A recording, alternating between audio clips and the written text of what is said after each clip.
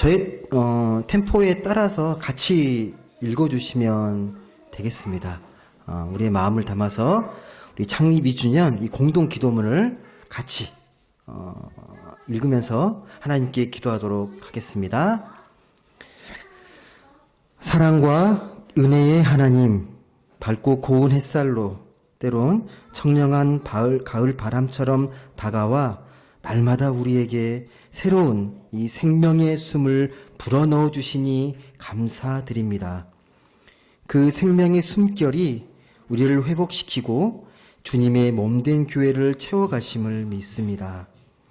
이 시간도 멈추지 않고 흐르는 주의 생명의 물결이 우리 높은 뜻 행복한 교회의 미래 가운데 소망의 빛으로 번져가게 하옵소서. 오늘은 저희 높은 뜻 행복한 교회가 창립 2주년을 맞는 주일입니다. 때론 우리의 삶이 캄캄한 동굴에 갇힌 것처럼 답답하고 이 세상에 홀로 있는 것 같은 두려움을 느낄 때도 있습니다. 그러나 주님께서는 주님의 공동체를 통해 우리를 향한 사랑과 위로의 메시지를 한결같이 전하고 계심을 믿습니다. 주님, 우리의 영안을 열어주시어 주께서 가르쳐 보이시는 것을 함께 바라보게 하소서. 하나님, 우리 교회의 비전을 담은 기도문을 주님께 올려드립니다. 먼저는 높은 뜻 정신에 따라 하나님이 주인 되시는 교회를 세워가게 하소서. 교회의 모든 계획이 하나님의 뜻과 기도보다 앞서지 않도록 이 모든 걸 이루어 가시는 분이 철저히 하나님임을 확신하며 하나님의 뜻과 마음을 깊이 헤아리는 교회가 되게 하소서. 둘째는 사람을 통해 일하시는 하나님을 경험하게 하소서. 교회의 모든 사역이 함께 협력하고 돕는 손길을 통해 순적히 이루어지게 하시고 우리의 부족함을 넘어 더 크신 하나님의 은혜와 사랑을 경험하여 신앙의 큰 기쁨과 만족을 누리게 하소서. 셋째는 하나님의 나라를 향한 문화 선교적 사명을 감당하는 교회가 되게 하소서.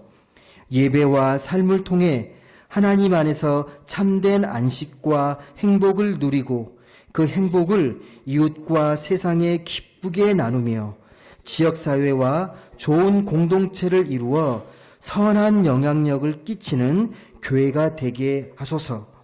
감사드리며 살아서 역사하시는 예수님의 이름으로 기도드립니다. 아멘. 네, 감사합니다. 오늘 우리에게 주신 말씀 같이 보도록 하겠습니다. 말씀은 로마서 15장 1절에서 6절까지의 말씀입니다. 로마서 15장 1절부터 6절까지의 말씀을 같이 보도록 하겠습니다. 네, 말씀을 제가 봉독해서 읽어드리도록 하겠습니다. 믿음이 강한 우리는 마땅히 믿음이 약한 자의 약점을 담당하고 자기를 기쁘게 하지 아니할 것이라.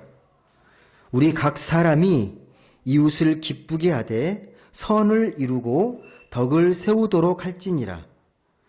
그리스도께서도 자기를 기쁘게 하지 아니하셨나니 기록된 바 주를 비방하는 자들의 비방이 내게 미쳤나이다 함과 같으니라.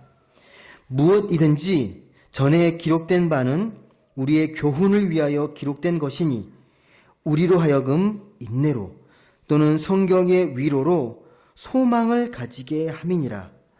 이제 인내와 위로의 하나님이 너희로 그리스도 예수를 본받아 서로 뜻이 같게 하여 주사 한 마음과 한 입으로 하나님 곧 우리 주 예수 그리스도의 아버지께 영광을 돌리게 하려 하노라. 아멘. 네, 오늘은 교회의 본질과 사명이라는 제목으로 같이 말씀을 나누도록 하겠습니다. 우리가 창립 2주년 공동 기도문을 같이 드렸지만 오늘은 교회 창립 2주년을 맞이하는 주일입니다. 비대면 예배라 함께 모여서 축하하지 못해서 우리가 아쉽지만 그래도 우리 시작하기 전에 감사의 마음을 담아서 지금까지 우리 교회를 인도해 주신 하나님께 영광의 박수를 올려드리도록 하겠습니다. 모든 조직은요, 그 존재의 목적과 이유가 있습니다. 교회도 마찬가지로 교회가 세워지는 건 그 교회가 존재하는 이유, 교회의 존재의 목적이 있습니다. 그럼 교회의 존재의 목적은 무엇인가? 교회가 교회다울 때, 또 교회답게 살아갈 때 교회의 존재 목적과 이유가 있습니다. 그러니까 교회는 생명의 복음이 바르게 선포되고 또 하나님의 그 사랑을 세상과 아름답게 나눌 때 이 교회의 존재 목적, 그 이유가 있다고 할 수 있습니다. 하나님께서 그런 교회를 세우시기 위해서 우리를 먼저 부르시고 주에 삼아 주셨습니다. 또 우리를 통해서 주의 몸된 교회 공동체를 이루게 하셨습니다. 여러분, 이건요 평범하고 단순한 일이 아니라 특별한 하나님의 은총, 하나님의 은혜입니다. 정말 귀하게 세워진 공동체가 이 교회 공동체입니다. 하지만 안타깝게 이 최근에 이 한국 교회의 모습은요, 실망을 넘어서 분노의 대상이 되고 있고 혐오의 대상이 되고 있습니다. 점점점 교회 본질을 잃어가는 그런 모습을 우리는 보게 됩니다. 특별히 오늘 읽었던 이 말씀은요, 그런 의미에서 특별히 이런 시대에, 이런 한국교회 상황에서 우리가 어떻게 살아가야 될지 거울과도 같은 말씀이라고 여겨집니다. 이 로마서 말씀은요, 크게 앞부분에서는 인간의 죄를 이야기하고 인간의 구원을 이야기합니다. 그리고 후반부에 오게 되면 그런 죄에서 구원받은 우리 그리스도인이 어떻게 살아야 될지, 어떤 마음과 태도로 이 세상에서 살아가야 될지를 세세하게 말씀하고 있습니다. 그래서 우리 믿는 사람들은 무엇보다도 하나님의 뜻이 어디에 있는지 그걸 잘 분별하라고 로마서 12장에서 이야기합니다. 그리고 내게 주어진 이 믿음의 분량이 있는데 그 믿음의 분량과 분수에 맞게 겸손하게 살라고 이야기합니다. 그리고 기뻐하는 사람들과 함께 기뻐하고 우는 자들과 함께 울라고 말합니다. 그리고 약하고 소외된 자를 사랑으로 잘 돌보고 또 악을 악으로 갚지 말고 선으로 악을 이겨내라고 말을 합니다. 또 형제 자매의 마음을 상하게 하지 말고 시험 들게 해서는 안 된다라고 그렇게 이야기를 합니다. 그 중에서도 오늘 읽었던 이 로마서 15장 말씀은 그런 삶을 위한 구체적인 지침을 우리에게 주신 그런 말씀입니다. 먼저 1절 말씀을 같이 다시 한번 보도록 하겠습니다. 1절에 있는 말씀인데 한번 읽어보겠습니다. 시작. 믿음이 강한 우리는 마땅히 믿음이 약한 자의 약점을 담당하고 자기를 기쁘게 하지 아니할 것이라. 믿음이 강한 자가 믿음이 약한 자의 약점을 담당하고 자기를 기쁘게 하지 말라. 이게 이 신앙 공동체, 교회 공동체의 첫 번째 원리로서 나오고 있습니다. 믿음이 강한 자가 믿음이 약한 자를 잘 돌보아 달라라는 겁니다. 이게 무슨 말일까요? 여러분, 당시에 이 로마서의 말씀을 전했던 이 바울이 봤을 때에 믿음이 강한 자, 믿음이 약한 자가 있었습니다. 믿음이 강한 사람은 누구였냐? 이방인 그리스도, 이방인 성도들, 그러니까 헬라파 그리스도인들을 말합니다. 그러니까 유대인이 아닌 그리스도인, 유대교의 배경이 없는 그리스도인들을 믿음이 강한 자라고 칭했습니다. 이유가 무엇이냐면 이 이방인 그리스도인들은 유대인들처럼 유대교 배경이 없기 때문에 이 율법 전통에서 자유로웠습니다.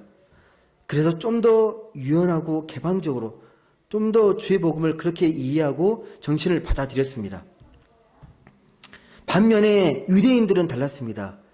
유대교를 믿다가 예수를 영접하고 그리스도인 된 사람들은 여전히 의식적이든 무의식적이든 율법의 영향이 매우 컸습니다. 자기 신앙 전통, 이 율법의 영향이 매우 컸다라는 것입니다. 그러다 보니까 이 신앙이 좀 더 경직되고 율법적이게 되고 이 보수적인 이 신앙의 모습을 띠게 됩니다. 그래서 바울은 그런 겁니다. 바울은 좀 더 유연하고 자유롭고 이해가 있는 이 믿음이 강한 자, 이방인 그리스도인들에게 그렇지 못한 유대인 성도들, 유대 그리스도인들을 좀 더 이해하고 배려하고 받아들이라고 그렇게 말했던 것입니다. 여러분, 신앙 이 공동체는요, 그냥 예수 믿는다고 그냥 모여진다고 자연스럽게 세워지는 것이 아닙니다. 다양한 사람들이 모여서 함께 조직이 되고 공동체가 되기 때문에 서로의 부족한 것들을 보게 되고 그 부족한 것들을 서로 채워주고 또 우리가 신앙의 목표가 있더라도 그냥 막 달려가는 것이 아니라 조금 더디더라도 참고 인내하고 견디면서 또 사랑으로 기다려주면서 배려함으로써 이 공동체가 세워져 갑니다. 그래서요, 이 신앙 안에서 좀 더 성숙한 사람이 참고 인내하고 위로할 수밖에 없습니다. 내가 좀 더 먼저 됐다고 내 신앙적 체험이나 내 신앙의 기준, 주관을 일방적으로 강요해서는 안 됩니다. 이 신앙의 공동체는 서로의 입장을 깊이 헤아리면서 사랑으로 이해하고 배려하려고 노력해야 합니다. 다들 뭐 경험하셨겠지만요, 우리가 세상을 살아가면서 내 마음에 맞는 사람들과만은 살 수 없습니다. 때론 짜증나기도 하고 때론 답답하기도 하고 때론 속상하기도 하고 그렇습니다. 근데 그런 사람들과 함께 더불어 살아가야 합니다. 그래서요, 관계, 이 사람이 살면서 가장 어려운 삶의 숙제이기도 합니다. 이 신앙 공동체에서 특히나 더 이 사람과의 관계, 이 사람이 가장 중요한 문제로 늘 나타나게 됩니다. 사람들은 여러 가지 삶을 꿈꾸거든요. 자기에게 맞는 사람들과 함께 더불어 살아가는 그런 꿈을 꿉니다. 그래서 그런 꿈을 이루기 위해서 마을을 이루기도 하고 공동체를 이루면서 자기들끼리 살아가기도 합니다. 그런 유토피아를 꿈꾸면서 뜻이 같은 사람들이 모여서 한 마을에 공동체를 이루며 살아갑니다. 그래서 함께 공동 육아도 하고 공동 노동하고 공동체 식사를 하면서 그런 자기 삶의 만족들을 채워갑니다. 그런데 아무리 좋은 뜻으로 마음이 맞는 사람끼리 모여서 이렇게 공동체를 이루는 것 같은데도 문제가 발생하기 시작합니다. 한 번은 그런 공동체를 대상으로 이 설문조사를 한 게 있었거든요. 공동체에 생활하면서 애로사항, 뭐 특별히 불만, 또 이 공동체를 생활하면서 회의를 느낀 적이 없냐라는 그런 설문조사를 한 적이 있습니다. 여러 가지 답변이 나왔는데 대다수의 이 공동체 구성원들이 어려움을 느꼈습니다. 근데 그 어려움의 내용을 들여다보면요, 뭐 가치관이 틀려서 목표가 달라서가 아닙니다. 그 내용을 들여다보면 정말 의외 이 사소한 생활 습관 때문에 갈등을 빚고 회의를 느끼고 갈라지기 시작합니다. 여러분, 뭐 이건 공동체로 갈 것도 없이 우리 가정 안에서만 보더라도 그렇지 않습니까? 예. 같은 가족인데도 색깔이 다르고 성격이 다르고 기질이 다르고 생활의 이 모습들이 다릅니다. 치약자 하는 것, 양말 벗어놓는 것, 이 모든 이 개인적인 습관이나 생활 방식이 다 다릅니다. 무슨 말이냐면 이렇게 함께 사는 것, 다른 사람이 다른 문화적 배경, 다른 삶의 배경을 갖고 있는 사람들이 함께 모여 있다는 것, 함께 공동체를 이루며 살아간다는 것, 여간 어려운 일이 아니라는 것입니다.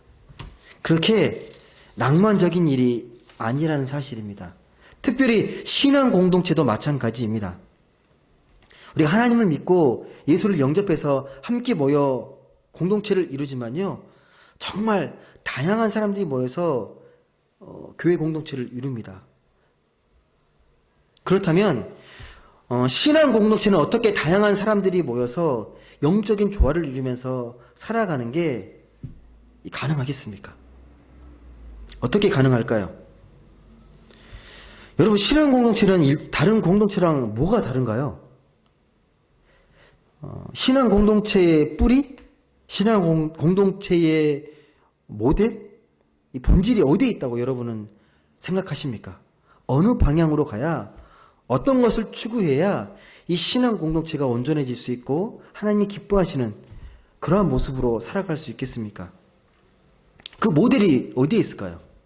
우리는 무엇을 바라봐야겠습니까? 삼위일체 하나님이 우리 신앙 공동체의 모델이 됩니다. 성부 하나님, 성자 하나님, 이 성자 하나님, 이 삼위 하나님이 완벽하게 아름답게 조화를 이루시는 모습이 삼위일체 하나님입니다. 이 삼위일체 하나님의 속성이 무엇인지 아십니까? 바로 사귐입니다. 사귐. 공동체적 사귐 속에서 이 삼위 하나님은 완벽하게 하나이십니다. 근데 이 사귐의 원리는요, 사랑이에요. 아가페적 사랑. 아가페적 사랑의 사귐 속에서 이 공동체, 삼위일체 하나님은 완벽하게 하나를 이루고 계십니다. 여러분, 우리가 사랑 그러면 우리는 단어가 하나밖에 없는데요. 이 헬라어에는 이 사랑이라는 말이 세 가지 단어가 있습니다. 여러 번 들어서 아실 수도 있습니다. 에로스, 필로스, 아가페. 다 사랑을 달리 표현한 말입니다. 특히 여러분, 이 에로스 하면 여러분들 머릿속에는 남녀 간의 그 이성 간의 사랑만을 생각하는데, 이 에로스의 그 헬라어의 본뜻은요, 어떤 뜻이냐면, 어떤 사람이나 대상이 가진 그 아름다움에 반해가지고, 그 사랑의 대상과 하나가 되고자 하는 그 욕구, 이걸 표현할 때 에로스라고 말을 합니다. 대상이 가진 아름다움에 반해서 내가 그와 하나가 되고자 하는 욕구가 이 에로스입니다. 그래서 이 에로스의 사랑은요, 무엇 때문에 하는 사랑입니다. 소위 조건의적인 사랑, 이걸 말할 때 에로스의 사랑입니다. 그 조건은 그가 아름답기 때문에, 그가 귀엽기 때문에, 그가 젊기 때문에, 그가 아름답기 때문에, 이런 것들, 조건적인 사랑이 이 에로스의 사랑입니다. 그래서 이 에로스의 사랑의 특징은 뭐냐면, 조건이 사라지면 이 에로스도 사라져 버리고 없다라는 사실입니다. 반면에 이 아가페의 사랑은 이 질적 차원이 다릅니다. 서로 다름에도, 이 대상과 내가 이질적임에도 불구하고 그와 하나 되려는 욕구가 이 아가페의 사랑입니다. 흔히 이것을 무엇에도 불구하고 하는 사랑이라고 말을 합니다. 근데 교회 공동체의 본질이요, 사랑인데, 그 사랑은 에로스의 사랑이 아니라 아가페적 사랑입니다. 서로가 다름에도 불구하고 하나가 되려는 그 마음, 그 욕구, 이게 아가페적 사랑이라는 것입니다. 여러분, 그 오케스트라가 연주하면 다양한 악기들이 연주를 하게 되는데 그 소리가 조화롭고 아름답게 들립니다. 근데 그 어떤 악기 하나가 자기 소리를 내면서 크게 내게 되면 그 조화는 다 깨져버립니다. 악기의 소리를 높이게 되면 그 오케스트라의 음악은 다 깨져버리고, 음악이 더 이상 음악이 되지 않게 됩니다. 마찬가지로 교회 공동체도요, 자기가 가지고 있는 이 악기라는 재능과 자기 소리가 있지만 자기 소리만 드높여서는 안 되고 늘 옆에 있는 이 악기의 소리를 들으면서 귀를 기울이면서 자기 소리를 절제해야 합니다. 이걸 2절에서는 이렇게 표현합니다. 2절 말씀에서 이걸 이렇게 요약해서 말씀하고 있습니다. 제가 2절 말씀 읽어드리겠습니다. 우리 각 사람이 이웃을 기쁘게 하되 선을 이루고 덕을 세우도록 할지니라. 그러니까 우리가 이웃을 기쁘게 하되 선을 이루고 덕을 세워야 한다라는 겁니다. 이게 오케스트라와 비슷한 것입니다. 이게 공동체의 두 번째 원리입니다. 첫 번째 원리는 제가 처음에 말씀드렸지만 믿음이 강한 자가 약한 자를 돌보고 그 약점을 감당하는 게 신앙 공동체의 첫 번째 원리였다면, 두 번째 원리는 우리 각자가 이웃을 기쁘게 하고 또 선을 이루고 덕을 세워가는 것, 이게 신앙 공동체의 두 번째 원리라는 것입니다. 제가 전에 한번 말씀드린 적이 있는데, 제가 대학교 학창시절에 노래 부르는 걸 좋아해서 합창단 단원으로 활동한 적이 있습니다.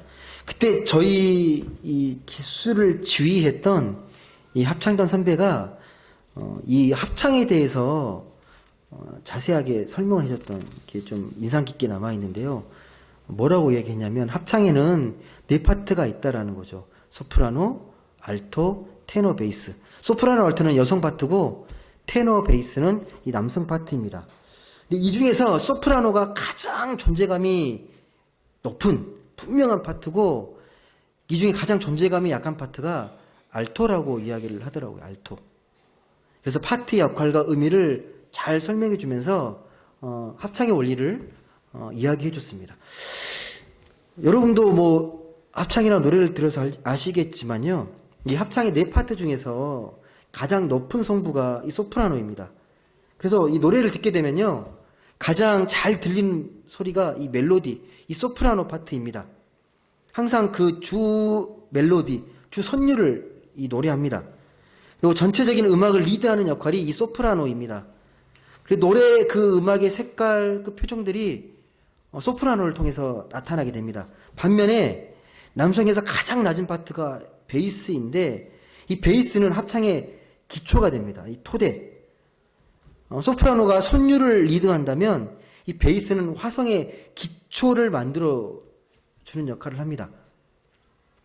그래서 베이스는요, 저음인데 좀 다른 파트와는 원리가 다릅니다. 악기처럼 들리고요, 묵직한 울림을 주면서 잘 들어보시면 이 베이스의 울림들이 느껴집니다. 테너는 어떻습니까? 테너는 뭐 이 네 파트 중에 가장 고음이거든요. 고음이니까 잘 들립니다. 근데 테너의 어려움이 뭐냐면, 높은 소리다 보니까 무조건 크게 부르게 되면 튀게 됩니다. 또 너무 작게 부르면 음이 떨어지게 됩니다. 그래서 종종 음이 떨어지거나 너무 세게 불러서 튀게 되면 이 눈총을 받는 파트가 이 테너 파트입니다. 이 네 파트, 소프라노와 알토를 아까 남성 파트고 이 테너와 베이스가 이 남성 파트라고 말씀을 드렸는데요. 이 소프라노, 가장 높은 음역, 가장 낮은 음역인 이 베이스를 합창에서는 뭐라고 말을 하냐면, 이 전체의 틀, 윤곽을 만들어준다 그래서 바깥 소리, 외성이라고 말을 하고, 그 안을 채우는 소리가 테너, 그리고 알토, 내부를 채우는 소리, 내성이라고 말을 합니다. 근데 여러분, 처음에 말씀드렸지만 이 알토가 가장 존재감이 약한 소리라고 말씀을 드렸는데, 다른 파트에 비하면 그렇습니다. 선율을 책임지는 것도 아니고 화성의 기초가 되지도 않습니다. 그리고 남성의 저음인 베이스처럼 잘 들리지도 않습니다. 여성 파트의 저음이라서 잘 안 들립니다. 다른 파트에 묻혀가지고 잘 드러나지 않는 특징이 이 엘토에 있습니다. 그래서 보통 아마추어 여성들이 이 노래를 할 때 가장 하고 싶어하는 파트가 소프라노예요. 왜? 존재감이 가장 높기 때문에 소프라노를 가장 부르고 싶어합니다. 하지만 이 네 파트 중에 가장 중요한 파트가 무엇이냐? 각자 의미가 있고 가치가 있겠지만 가장 정말 중요한 파트는요, 저는 이 알토라고 저도 생각을 합니다. 알토는요, 존재감은 없지만 이 합창의 볼륨감을 높여주는 역할을 합니다. 자신의 소리를 드러내지 않지만 이 전체의 그 합창 소리를 풍성하게, 풍부하게 만들어주는 소리가 이 알토입니다. 그래서 알토를 표현하면 협력자라는 느낌을 갖게 됩니다. 소프라노와 협력해서 이중의 선율을 만들기도 하고, 이 테너와, 남성 파트인 테너와 협력해서 화성을 완성시키기도 합니다. 만약에 정말 화려한 화성을 사용하고 싶고 풍요롭고 다채로운 이 합창을 만들고 싶다면요, 알토를 잘 활용해야 그 합창의 소리가 온전해질 수 있다라는 겁니다. 제가 합창의 이야기를 되게 길게 했는데요, 길게 한 이유가 있습니다. 어쩌면 이 교회 공동체의 구성, 이 교회의 공동체의 원리가 이 합창과 많이 닮아 있다고 저는 생각을 합니다. 여러분, 교회도요, 여러 가지 직분이 있고 역할이 있습니다. 다양합니다. 그 중에서 존재감이 없고 드러나질 않지만 알토 같은 분들을 통하여서, 알토 같은 분들의 교회 섬김을 통하여서 교회가 건강해지고 든든히 세워지고 그런 덕을 세워감으로 인해서 교회가 날로 건강해져 갑니다. 그런 알토 같은 분들이 많으면 많을수록 교회 공동체에 덕을 세워가고 교회가 건강해진다라는 것입니다. 특별히 우리가 이 교회 공동체 또 신앙생활을 하면서 자기 좋을 대로 처신하지 말아야 할 까닭을 3절은 이렇게 이야기합니다. 15장 3절 제가 한번 읽어드리겠습니다. 그리스도께서도 자기를 기쁘게 하지 아니하셨다. 예수님께서도요, 자기를 기쁘게 하지 않고 덕을 세우셨다라는 겁니다. 근데 여러분, 이렇게 살아가는 게 쉽지 않습니다. 자기를 기쁘게 하지 않고 덕을 세우면서 살아가는 것, 철저히 자기중심적인 이 세상에서 어떻게 자기 존재를 드러내지 않고 덕을 세우면서 알토처럼 살아갈 수 있겠습니까? 이 말처럼 쉽지 않습니다. 또 우리가 인간적인 결단과 노력만으로는 절대로 그렇게 살기 쉽지 않습니다. 금방 지쳐버립니다. 쉽지 않다는 것입니다. 어떻게 가능하냐? 오직 이 주님의 사랑과 우리가 은혜를 경험하고 체험했을 때, 그 주님의 사랑과 은혜 안에 있을 때에 이런 일들이 가능해집니다. 여러분, 우리가요, 하나님의 사랑을 깊이 알면 알수록 하나님이 사랑하시는 그 사람에 대한 긍휼과 그 자비의 손길이 점점점 커져갑니다. 그런 마음이 깊어져 갈수록 주님의 마음이 나의 마음과 깊이 연결되게 되고, 그 주님의 마음으로, 주님의 그 사랑의 시선으로 다른 사람의 아픔을 바라보게 되고 그 아픔을 나의 아픔으로 여기게 된다라는 것입니다. 그런 긍휼과 자비의 끝판왕이 예수님이시잖아요. 성경에 그렇게 예수님을 이야기합니다. 예수 그리스도께서 세상의 모든 죄를 담당하시고 지셨다.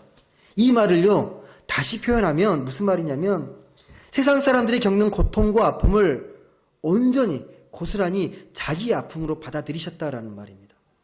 이게 어떻게 가능합니까? 주님이 베푸셨던 그 한량없으신 사랑의 넓이와 깊이를 우리가 알면 알수록, 그 깊이를 고백하면 할수록 우리는 정말 예수님은 하나님의 아들이시고 살아계신 메시아다라고 우리가 고백하지 않을 수 없습니다. 우리가 정말 주님의 사랑에 감화된다라면요, 우리는 그 주님의 사랑의 눈으로 세상에 약하고 소외된 자를, 그 연약한 이웃을 긍휼의 시선으로 바라보게 됩니다. 여러분, 농부들은요, 이 모를 심기 전에 먼저 이 모짜리를 시작을 합니다. 제가 농사를 지진 않았지만 어렸을 때 모내기 처리될 때 그런 것들을 제가 본 적이 있습니다. 근데 그 모짜리를 시작할 때 먼저 어떻게 시작을 하냐면, 좋은 흙을 퍼와가지고요, 그걸 잘게 붓습니다. 그래서 어떤 커다란 채를 세워놓는데 거기에다가 흙을 뿌려가지고 이 고운 흙을 얻습니다. 그 고운 흙을 그 위에다가 이제 거름을 뿌려가지고 물에 담가뒀습니다. 며칠 동안. 그리고 그렇게 담가둔 물에다가 발화시킨 벽실을 모판에다가 뿌립니다. 그리고 그 위에 얇게 집을 깝니다. 그런 후에 못자리에 옮겨 놓았다가 어느 정도 자랄 때까지 기다립니다. 그 자란 그 못자리에 자란 것들을, 그 모를 드디어 논에 이제 옮겨 씹습니다. 이게 못자리를 만드는 겁니다. 농부들의 이런 수고가요, 이런 수고와 정성이 우리 삶에서 드리는 예배와 똑같습니다. 어쩌면 교회도 그렇습니다. 교회에는 이 세상이라는 세상이라는 밭에 하나님 나라 못자리 역할을 해야 한다라고 생각을 합니다. 우리가 세상을 살면서 이 세상 풍파에 거칠어져 있는 이 우리의 마음을 하나님의 그 사랑이라는 채 곱게 잘 걸러내고, 또 성도들과는 사랑의 사귐, 친밀한 사귐이라는 걸음을 섞어주고, 그리고 이 발화된 이 말씀의 씨를 우리 마음밭에 뿌리고, 그 때가 되면 이 각자의 삶의 자리에 옮겨 심는 것, 이것이 바로 이 땅의 교회가 해야 할 역할이라고 생각합니다. 그런 의미에서 우리의 예배는요, 지금 주일마다 예배 드리지만 이건 예배의 시작이지 완성이 아닙니다. 우리 삶의 예배의 완성은 우리 삶의 현장, 일상에서 완성되고 이루어집니다. 우리 각자가 삶을 살아내는 그 일상의 삶의 현장을 그래서 감사와 기쁨으로, 또 생명과 평화로, 평안의 꽃을 피우면서 살아가야 진정으로 우리가 삶의 예배를, 삶의 열매를 이루어가고 있는 것입니다. 말씀을 맺겠습니다. 요즘 현대인들은 이 영적인 공허함, 허기짐 속에서 외로워하고 있습니다. 특히나 요즘 코로나로 인한 코로나 블루로 걱정과 불안이 점점점 심해지는 모습들입니다. 그들에게 다가가서 우리가 생명의 복음을 전하고 주의 사랑으로 위로를 하는 일은 교회가 해야 할 중요한 일이고 반드시 필요한 일입니다. 또한 그런 마인드로 이 지역사회와 문화적으로 소통하고 이 복음의 정신으로, 샬롬의 정신으로 우리 이웃에게 참된 희망을 주는 것, 이건 어쩌면 교회만이 할 수 있는 본질적이고도 고유한 일일 것입니다. 그러기 위해서 우리가 먼저, 교회된 우리가 삶의 자리에서 하나님의 참된 예배자로 바로 서고 복음의 능력으로 진정한 자유와 참된 행복을 누리며 살아가야 합니다. 한마디로 우리가 삶의 현장에서 영적 매력을 발산하면서 문화 선교사로서 그렇게 살아가야 합니다. 자, 이 마지막 말씀은요, 제가 문화 목회 칼럼에도 제가 했던 이야기입니다. 부디 우리 높은 뜻 행복한 교회는요, 우리 이제 창립 2주년을 맞은 작은 이 공동체이지만 겸손히 세상과 이 지역사회를 섬기고 또 사랑이 숨쉬는 그런 아름다운 곳이 되었으면 좋겠습니다. 거기에 우리의 존재 목적, 우리의 존재 이유가 있기 때문입니다. 그렇게 우리가 살아가는 이 땅 가운데 우리의 지역, 우리 삶의 현장 속에서 우리가 생명의 못자리, 평화의 못자리가 되어서 하나님을 기쁘시게 해드리는 높은 뜻 행복한 교회, 또 행복한 성도님들 다 되실 수 있기를 주님의 이름으로 간절히 소망합니다. 기도하겠습니다. 사랑의 하나님, 감사합니다. 오늘도 이렇게 거룩하고 복된 주일을 맞아 하나님께 예배합니다. 오늘은 특별히 우리가 창립 예배를 드린 지 2주년이 되는 날입니다. 짧다면 짧고 또 시간의 흐름을 또 빠르다고 하면 빠르다고 할 수도 있겠지만, 이 시간의 흐름 속에서 우리 교회가 존재의 목적을 잃어버리지 않고 하나님께서 우리에게 주신 비전과 그 소망을 향해 온전히 그 걸음을 내디딜 수 있는 복된 교회 공동체가 되게 하여 주옵소서. 신앙 공동체로서 우리가 믿음이 약한 자를 우리가 더 보듬어 안고 사랑으로 섬기며, 또 우리가 살아가는 이 땅 가운데, 이 세상 가운데 자기를 기쁘게 하기보다 이웃을 기쁘게 하고 또 선을 이루며 덕을 세워가는 그런 신앙 공동체 원리를 잘 깊이 깨달아서 그런 삶을 통해 진정한 하나님 나라의 기쁨과 행복을 누리며 살아가는 우리 모두가 되게 하여 주옵소서. 이 땅의 교회가 욕을 먹고 지탄을 받고 혐오의 대상이 되는 안타까운 실정입니다. 그럼에도 불구하고 하나님은 여전히 하나님의 교회를 세우시고 또 하나님의 뜻을 펼쳐가는 줄 믿습니다. 우리와 같은 작은 교회 공동체가 비록 부족하지만 하나님 나라의 작은 모델이 되고 사랑의 모델이 되어서 이 땅의 작은 불씨가 또 희망의 불씨가 되어서 하나님의 희망의 꽃을 피워나가는 아름답고 복된 높은 뜻 행복한 공동체가 되게 하여 주시옵소서. 감사드리며 사랑이 많으신 예수님의 이름으로 기도드립니다. 아멘.